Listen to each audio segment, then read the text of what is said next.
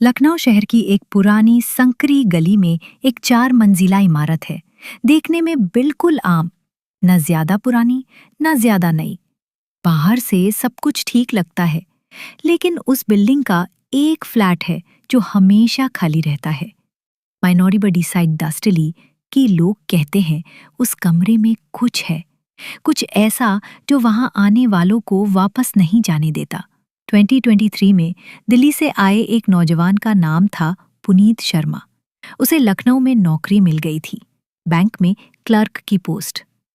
नया शहर, नई जिंदगी, लेकिन किराया कम रखना जरूरी था। एक लोकल प्रॉपर्टी ब्रोकर से उसकी बात हुई। ब्रोकर ने कहा, एक सस्ता और बढ़िया फ्लैट है, 1 BHK, बस 3,000 रुपये से महीने का। लेकिन एक बात है, लोग वहां ज्यादा दिन नहीं टिकते। पुनीत हंस पड़ा। मैं भूत प्रेत में नहीं मानता, बस महीने के खर्च में मानता हूं। वो फौरन फ्लैट देख आया और उसी शाम शिफ्ट हो गया। पहली रात कुछ अजीब नहीं हुआ। कमरे में थोड़ी सी नमी थी, फर्श पुराने थे, लेकिन रहने लायक था। दूसरी रात 2:37 अचानक बाथरूम का शावर अपने आप चल पड़ा। पानी की आवाज सुनकर पुनीत घबरा गया। बाथरूम में जाकर देखा तो सब कुछ सामान्य था। उसने सोचा शायद टोटी ढीली है। उसने बंद किया और सो गया। तीसरी रात फिर वही वक्त, 2:37। इस बार शावर नहीं, कुछ और था। बाथरूम के आईने पर उंगलियों के निशान थे, जैसे किसी ने धुंधले शीशे पर कुछ लिखा हो।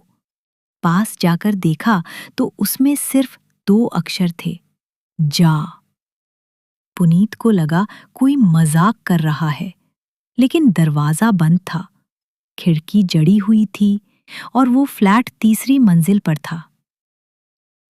चौथी रात उसने अपने मोबाइल से बाथरूम रिकॉर्ड करना शुरू कर दिया। सुबह जब वीडियो देखा तो ठंडी लहर उसकी रीढ़ में दौड़ गई। वीडियो में एक औरत की धीमी सी आवाज सुनाई दी, मत जा, अब तो आया है। अब डर धीरे धीरे अंदर घुसने लगा।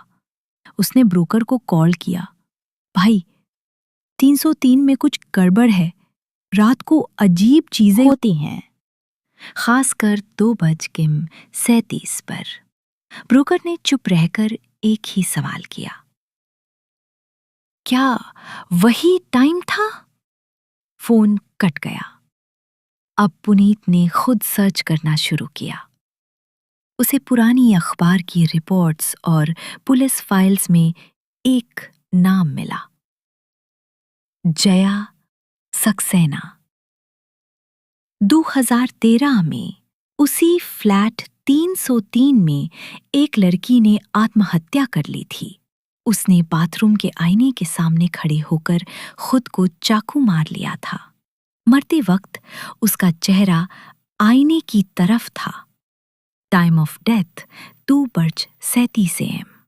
पुलिस रिपोर्ट में एक लाइन लिखी थी, she was always waiting for someone who never came back. वो हमेशा उसका इंतजार करती रही, जो कभी लौटा ही नहीं। अब सब कुछ जुड़ने लगा था।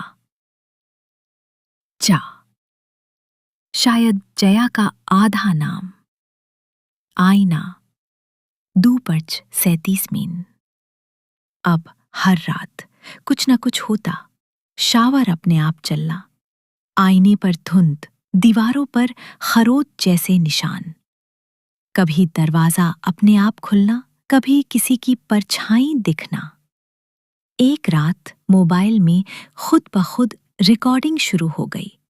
सुबह चेक करने पर उसमें किसी के सांस लेने की आवाजें थीं, बिल्कुल पास से। अब पुनीत टूटने लगा था, लेकिन उसने तय किया, भागेगा नहीं, वो बोलेगा उससे, जया से। अगली रात 2:30 वो बाथरूम में एक मोमबत्ती जलाकर खड़ा हो गया। 2:37 हुए।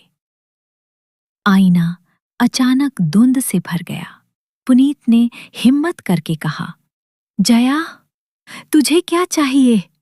आईने पर धीरे धीरे शब्द उभरे, मुझे कोई नहीं छोड़ता, तू भी मत जा। आईना चटकने लगा, जैसे किसी के अंदर से चीख निकल रही हो। लाइट्स बंद हो गईं और उसके पीछे कोई खड़ा था, एक परछाई जो धीरे धीरे उसी की शक्ल में बदल रही थी। और फिर अंधेरा। अगले दिन मकान नंबर 303 फिर से खाली था। पुनीत गायब था। कपड़े, बैग, फोन सब वैसा ही रखा था। और नीचे ब्रोकर अपने फोन पर एक नई कॉल रिसीव कर रहा था। हेलो, मकान नंबर 303 अभी खाली है? हाँ मैडम, थोड़ा पुराना है, लेकिन बहुत सस्ता और बिल्कुल शांत। The end. या शायद नहीं। If you are new to my channel, then subscribe my channel and do not forget to like and comment.